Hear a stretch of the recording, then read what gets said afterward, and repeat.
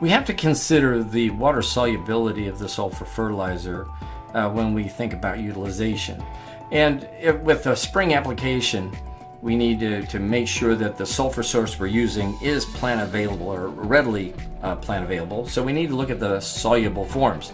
Two of the forms we've discussed so far, ammonium sulfate and ammonium thiosulfate, both meet that criteria.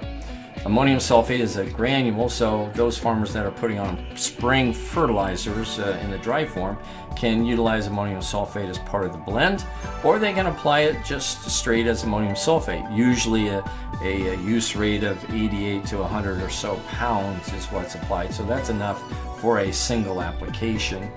And then also the ammonium thiosulfate is a liquid, and so it makes it much easier to use with our pesticide program pre-plant, so we can mix it in with our weed control program and make the application at that time.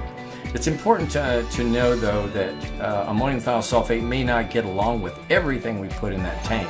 So what we request everyone to do is what we call a jar test, meaning put a little bit of all the products that will be commingled in that tank and make sure that they don't end up making something that's an insoluble product or some kind of goo that makes it very difficult, if not impossible, to spray. So we refer to that as a jar test. There are some of the other fertilizers that briefly discussed in the previous slides.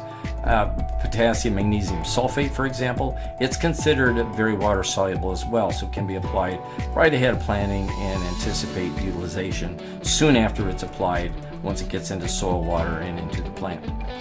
Now, some of the fertilizers that we've talked about aren't quite as soluble. For example, calcium sulfate or gypsum, we consider it slightly soluble, so it does have some solubility, but it may take a little more time for us to get full access to what was applied.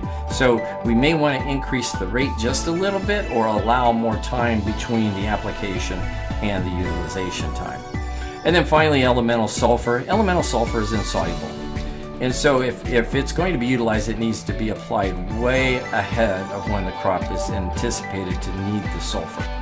And whether that be soon after harvest the previous year, or whether that be early spring, although even with early spring application, I would not rely on soil microbial activity to oxidize the sulfur into a plant available form very much before probably sometime in June, and it may miss that window of opportunity for plant utilization in that growing season.